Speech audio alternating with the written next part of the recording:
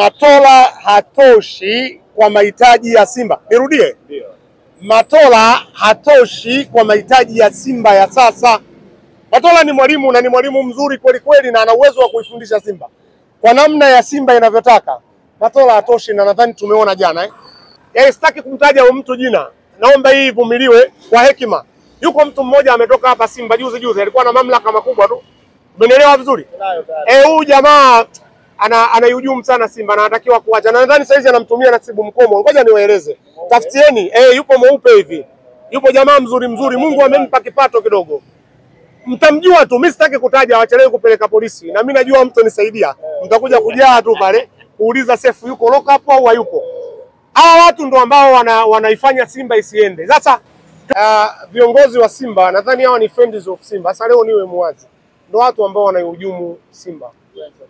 Hawajawa tayari bado kutoa ushirikiano na Simba kama klabu. Nikisema friends of Simba, viongozi wa Simba nadhani hawa ni friends of Simba. Sasa leo niwe muwazi. Ndo watu ambao wanaihujumu Simba. Hawajawa tayari bado kutoa ushirikiano na Simba kama klabu. Nikisema friends of Simba, Kama mwaniaje ndugu yangu? Bana kwema Abdallah. Uko vizuri? Sana. Pamoja na kichapo uko vizuri? Zaidi ya vizuri. Ndo mpira ningependa dini kama nilikuwa sitaki kufungwa. Ndo mpira. Ndio. Shida iko wapi ndugu yangu? Kwenye mpira. Kichapo cha jana cha 2-0. Shida mimi upande wangu inawezekana nikawa naona tofauti na watu wengine. Kwanza watu wanasema mchezo wa mpira ni mchezo wa wazi. Hata lile neno wazi tunatazama watu wengi sana. Wengi. Lakini kwenda kujua huo uwazi wenyewe ndio sehemu ya tatizo. Jana mizani kati ya Azam na Simba. Simba ina mzani mkubwa sana kuacha Azam. Yaani kama unapima kwa mizani ya kawaida unaweza kupata robo kilo na huku kuna nusu na robo. Lakini katika mizania ya kimpira my brother, inategemea wakati utatumiaje wakati na umejipangaje. Nikumbushe hili jambo kwa sababu ni mitandao hii. Nilisema ninachokisema kikitokea tofauti, naomba mje mcomment hata muombe msamaha. Yaani ikibidi watu ambao walicomment tofauti, ombi langu waje kuniomba msamaha. Nilisema Matola hatoshi kwa mahitaji ya Simba. Nirudie. Ndio. Matola hatoshi kwa mahitaji ya Simba ya sasa. Matola ni mwalimu na ni mwalimu mzuri kweli kweli na ana uwezo wa kuifundisha Simba kwa namna ya Simba inavyotaka. Matola hatoshi na nadhani tumeona jana Kipindi cha kwanza Simba wametengeneza nafasi za wazi takriban 5 hazikutumika. Sio tatizo la Matola. Hapana, wachezaji wenyewe inawezekana hawakujituma kwa 100%, lakini unaporudi katika hafu ya kwanza katika dunia ya mpira ni hafu ambayo umesoma makosa ya mpinzani, unaendaje kuyatumia? Mwalimu akarudi kama alivyo. Umeelewa sijui? Dakika zinakwenda. Tazama ukubwa wa mwalimu Ibenge, anaenda kuitafsiri mechi. Anagundua Shomari Kapombe akikimbia inatumia dakika kutoka eneo ambalo wamekwenda na kurudi ni nyingi, inamtosha kumuingiza mtu mwenye kasi kwenda kuitumia dakika kwenye kumpa matokeo. Anamchukua Kaminko. Upande wa midfield anataka ukazuiliwe. Amecheza na double pivot. Akaminko anacheza kama kiungo mkabaji. Ninja, mimi namfahamu kwa jina hilo, Imid Mau Mkami, anacheza kama kiungo mkabaji. Maana yake Alassane Maodo Kante atakiwi tena kucheza. Zuieni eneo hili, watu wanapiga sana pasi, zinatengeneza hatari kwetu. Anamweka kijana mdogo Mzanzibari. Mnamuita nani jina lake? Mimi mpaka nimelisahau. Hapana, alomuingiza kutoka Sabu. Sadun Nasr Sadun. Anaitwa? Inaniuma sana hata kumtaja, nimeumia sana jana. Anaingiza mtu wa kasi Saduni, mwalimu. Sifa ya kwanza unamnyanyua Duchu. Jamani, atumuelekeze, ana uwezo kuliko sisi. Tempa ya mchezo imemchanganya. Unamnyanyua Duchu afu unamwambia Duchu huyu Saduni anakimbia. Saduni huwa anacheza namba 9 kipindi chote. Jana kacheza namba ngapi? Kwa nini amecheza winga? Ndio eneo ambalo lilikuwa na mwanya, ndio eneo ambalo lilikuwa na pengo. Tunaposema mwalimu mkubwa, watu wanadhani kufundisha pasi hata mimi nafundisha. Yaani wachezaji wanapiga tu wanakwenda. Mwalimu mkubwa ni kusoma wakati. Umeelewa vizuri? Ni muingize nani anaweza kwenda kunipa matokeo. Na ndio alichofanya Ibenge. Ibenge ana kombe la CAF. Ndio kombe la CAF barani Afrika ni moja tu. Lile la Federation ambalo wanalidhamini wenyewe CAF. Kombe la klabu bingwa ambao tupo Simba na Yanga ni kombe la FIFA. Hilo ni elimu, kama utakuwa na swali mbeleni utakuja kuuliza. Kombe la ligi kuu ni la FIFA. kombe ile la klabu bingwa ni la FIFA, linamalizia na vikombe vya klabu cha FIFA. Sasa huyu mwalimu huyu ana kombe la federation, la shirikisho lenyewe, ndio kombe la CAF lenyewe. Huwezi kwenda kumpima katika mizania sawa na Suleiman Matola. Sasa viongozi mnapoenda kulaumiwa, mimi sina shida na uongozi, mnalaumiwa kwa sababu hamjui mizania. Nyinyi ndio mlimuondoa Mwalimu Pantev, hamkukaa na vyombo vya habari kuambia Watanzania kwa nini mlimuondoa. Mnampa Suleiman kama msimamizi, manake ndio kocha mkuu kwa sasa. Uzito unaomuhimili ni mkubwa kupita kiwango. Kwa nini asitafute kocha mapema? Kulikuwa na haja gani ya kumuondoa Pantev? Ndio adhabu ya jana. Jana ni matokeo ya kufukuza waamuzi pasi na kutoa sababu za msingi. Abdallah, una swali jingine? Naam. Nadhani Ibenge aliwaweza wapi hasa Azam FC mpaka Simba Sports Club mpaka wakaweza kuondoka na alama zote tatu? Ni hali kipindi cha kwanza ni kama Simba Sports Club walionekana kucheza mpira na kudominate, lakini wakatengeneza nafasi wakashindwa kuzitumia nafasi na kuzaa kuwa magoli. Kwanza Ibenge nimrudishie sifa yake. Kwanza aliwakaba Simba mwanzo wa uwanja, alikuwa anawakaba Simba mwanzo wa uwanja. Kama ulitazama vizuri, kuna muda Simba wakichukua mpira ili warushe hawaoni nani wanamrushia. Maana yake alitengeneza namba 3 za mwanzo akimtumia Kitambala, mnamuita hivyo. Mimi majina ya Azam leo naona tabu kuyataja, naumia. Umeelewa vizuri akamtumia Idi Nado kuhakikisha kwanza unakaba huku juu, akamtumia na kiungo mmoja yule mnamuita Faisal Salim. Jana Feitoto ilikuwa tukiwa na mpira Simba anaanza kukaba mwanzo, anadai kama vile ndio namba 9. Ilikuwa tukishambulia Feitoto anarudi mbio, anacheza kama kiungo mkabaji.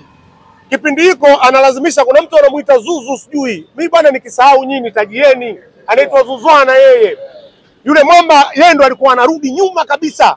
Viungo wakabaji kuanzia Ninja, umeelewa, katikati Faisal unamuona kama double pivot kwa mwanzo alivyokuwa anacheza. Aliwini kwa maana gani? Kule kukosa kwa Simba ni kwa alinyima nafasi. Yaani mwalimu Ibenge alichofanya, nyiwa nyimeni nafasi za wazi Simba.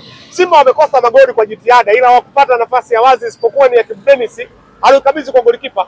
Sifa ya mwalimu mkubwa huwa anatazama udhaifu wa timu pinzani. Ibenge alitazama udhaifu wetu, akagundua ni wazuri kwenye kumiliki. Ukiwanyima mianya huwa wanapiga tu, wakifika golini hawawezi kwenda kutufunga. Hii ilikuwa inamhitaji Pantev au mwalimu mwingine ambaye hajafika kwenda kutafsiri mechi ya jana. Tofauti na hivyo, my brother, atakuwa Mwanga Matola na watu wengine. Tumemaliza mechi na Mbeya City, tulifurahi tukiwa hapa kaburi moja. Nikatoa angalizo, mwenyekiti akae kwa tahadhari na yeye Suleiman Matola, na watu wakakashifu. Leo ndio kilichotokea. Kwa hiyo alituwini hapo.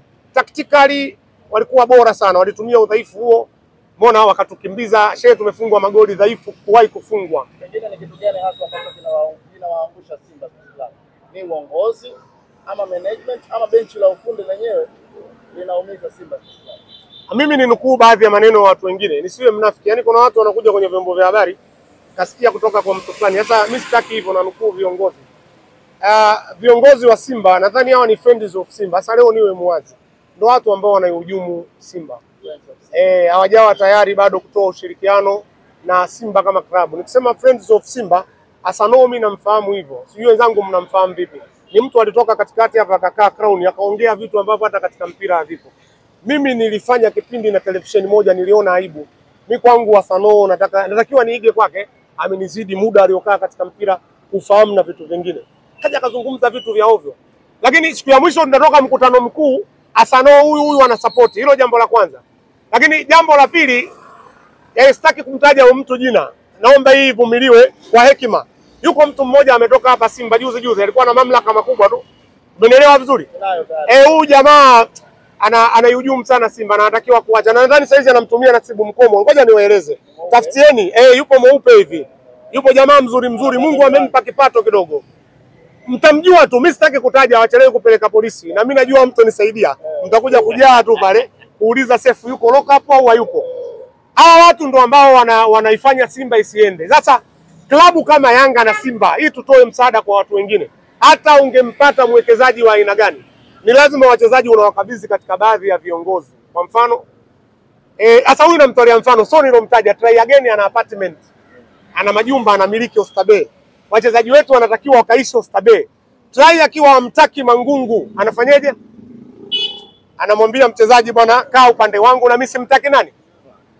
Kama Simba haikupata hostel binafsi, kama Simba haikupanga, kama kuna kipindi nikumbushe kidogo, Mohamed alikuwa anawapangia wachezaji Serena, kama ukurudi utaratibu ule, tutahujumiana, klabu ya Simba inahujumiana wenyewe kwa wenyewe. Sasa ilipofika mchezaji akitoka jasho anakumbuka, anajua mimi nisipopata matokeo yupo Mangungu atalaumiwa, mimi nisipopata matokeo yuko Matola atalaumiwa. Hamwezi kuwa na timu, hamwezi kufanya vizuri. Mchezo wa mpira unahitaji umoja na ushirikiano, mfanye vizuri. Ukitazama Simba Sports Club na Young Africans, hizi timu mbili zinapishana wapi hasa? Ukiwaangalia kwa mchezaji mmoja mmoja, kwa Young Africans kunaonekana kuna commitment kubwa ndani ya uwanja. Lakini kwa Simba hili swala haulione, na hili jambo pia haulione. Pengine ni wachezaji kujituma ndani ya uwanja, ama ni kitu gani ambacho kinaikwamisha Simba? Simba ingekuwa haijafika kwenye mabadiliko, Simba ungeiona kama Yanga, kwa sababu Yanga mpaka sasa ni klabu ambayo inaendeshwa haijulikani mwenyewe nani na lini atakabidhiwa. Klabu kama hiyo una uwezo kuicontrol. Ili neno sijui nirudie ili watu wasije wakaona nimesema tofauti. Yanga ni klabu ambayo hajulikani mpaka sasa mwenyewe nani. Umenielewa vizuri? Na bado huyo mwenyewe hatujui atakabidhiwa lini. Yanga wako kwenye mabadiliko ya katiba. Ndio. Naomba nikumbushe kitu kimoja, uone tofauti wa Simba na Yanga. Kuna siku huyu mdhamini mnamuita GSM aliwahi kuulizwa na wazee wa Yanga kuna haki gani ya kumleta injinia kuwa rais wa klabu. Akasema mkimuondoa injinia na mimi nafanyaje? Ulisikia tena ameulizwa? Simba mmebadili katiba na inasema, umenielewa sijui? Kwa katika uongozi hatuwezi kuwa sawa. Injinia ni mfanyakazi wa Ghalib. Ghalib ni mdhamini wa Yanga ambaye anaiongoza Yanga kwa kulipa mishahara na kusajili. Haya, upande wa Simba inakuwaje? Murtaza Mangungu amechaguliwa na wanachama, Mohamed Dewji upande wake kamweka magoli. Hata kwa mfano wakiwa hawaelewani au unapata klabu gani? Kwa Yanga sina majibu, ni klabu ambayo hata katiba haina maskini. Mimi wanafanishaga na Black Six. Mimi nakaa Buguruni. Buguruni kuna timu inaitwa Black Six iko kwenye mbao. Na Yanga kwa sasa zinafanana. Lakini kwa mantiki ya kujituma, ili niwe wazi, wachezaji wa Yanga wanajituma kwa sababu wanaimbishwa nyimbo moja na mtu mmoja. Sasa tofauti ya Simba na Yanga katika kuimbishwa nyimbo, wewe umetuoji watu wa Simba, kakae peke yako karudie klipu. Sefu kasemaje na fulani kasemaje na nani. Utaona hata tunachozungumza hatukijui. Nimeeleweka sijui? Napishana mnaokakasi. Hata tunachozungumza, yani kuna mtu leo kaamka mtaki Mangungu tu kwa sababu Simba imefungwa jana. Kuna mtu anasema Matola hafai tu kwa sababu tumefungwa jana. Lakini sababu za msingi pia kutoa kwa nini Matola hafiti hazipo. Huo ndo Simba tulipofikia, na Simba tumegawishwa na watu kwa maslahi binafsi. Kwa upande wako sasa unaona Matola ni muda sahihi sasa wa kuiachia Simba? Aendelee kuwa kocha msaidizi miaka mitatu ijayo ili tumkabidhi timu. Sababu mimi ninachofahamu bingwa wa mwaka huu ni Simba. Alishawahi kukaa sana pale. Bado muda anatakiwa kujifunza. Na kwa nini? Hii ndio nimalize vizuri nieleweke. Bingwa wa mwaka huu ni Simba. Kwa hiki kinachoendelea ndio ni marathoni. Kwa hiki kinachoendelea aliyakuwa uongozi ya mpatani Simba, bingwa anaotolea. Simba itafungwa tena hata mechi nyingine. Usiwe na pressure. Na itafungwa na nyingine na ina uwezo wa kutoa ubingwa. Na kufungwa kwa Simba ndio watakapokaa chini kuelezana. Wewe mimi sasa hizi nimeanza kutoa mafumbo. Wanashinda mechi zao. Naam? Wengine wanashinda mechi zao. Wanakusanya alama. Yanga ikitokea amekusanya hapa, tumesimama kidogo katika ligi. Tumesimama kidogo. Sasa Simba akashinda hizi mechi, nadhani Simba atakuwa na viporo, Yanga katangulia. Kuna tofauti ya pointi moja. Hao ndio mabingwa hao. Yaani bingwa nchini Simba na Yanga. Bado Simba atapoteza na mechi nyingine mbili. Uwezo wa kutoa ubingwa upo. Isipokuwa nimesema hivi, kwa kuendelea kuharibu Simba ndio muda tunaanza. Mimi nimeanza kumzungumza mbaya kwa mafumbo. Yupo mtu atamzungumza wazi wazi. Tutafahamu udhaifu wa huyu mtu mbaya. Baadaye tutamfuata kumwambia brother, tumekuchoka. Sasa tuachieni tuendeshe club. Na ndio tunapoelekea. Kwa kumalizia tunataka nifunge na mjadala kwa hiyo. Unadhani kama Engineer Hersi Said akitua pale Simba, kuna mafanikio makubwa na mabadiliko makubwa yatatokea ndani ya Simba? Hapana, kashindwa kuipa mafanikio Yanga, ataipa Simba brother. Kwani Yanga wana mafanikio kuwazidi Simba? Wanayo. Haya, narudisha kwako moja lilowazidi Simba. Ubingwa mara 4 mfululizo. Simba akachukua ndio yeye anakuja kuchukua.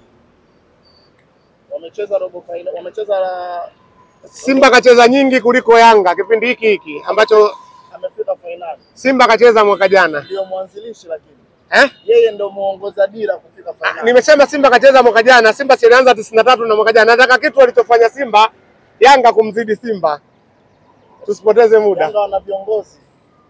Yanga wana katiba hawana, wanapataje viongozi? Yaani kuna mambo Yanga wana watu sahihi. Yanga wana watu sahihi. Ndio. Maana yake si wapo wawili ambao hamna muongozo wote. Yaani mimi bosi, huyu atasimamia. Simba uruhusiwi kwa mujibu wa sheria, mmoja bosi, mmoja analetwa na wanachama. Yanga na watu wa mpira, Simba hawana. Nani ambaye Yanga anawazidi watu wa mpira Simba? Sasa tukubaliane na hili kwamba mashabiki wa Yanga wamekuwa kitu kimoja, mashabiki wa Simba hamjui nini mnataka. Tunakubaliana ama?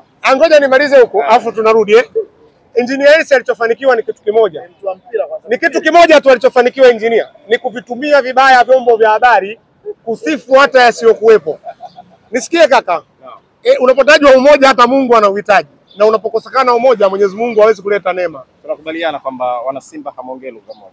Kuanzia influencers wa Simba, viongozi wa Simba na mashabiki. Nao wao mashabiki ukitaka kuwaudhi, sema ukweli juu ya Simba. Hata mimi naogopa, kuna wengine wananipaga posho. Hata naweza kusema ukweli nikanyimwa nauli na posta mbali. Umeelewa? Tutakapoamua kuwa wamoja, na nadhani ndio ujio unakuja. Na tuombe. Sasa mimi naweka ombi. Hivi vyombo ni vingi kusema kweli. Watu wengi wataona. Nyinyi ambao sio viongozi kwa mantiki ya klabu, mpo serikalini, tunaomba tuitieni hawa watu. Na nadhani mnawafahamu. Tuwekeni chini tuwe wamoja, tuimbe nyimbo moja. Simba tukosa ubingwa, mimi nitakataa tena kuzungumza kwenye maiki. Shukrani sana. Asante sana, na mimi niwashukuru kwa kunipa muda wenu.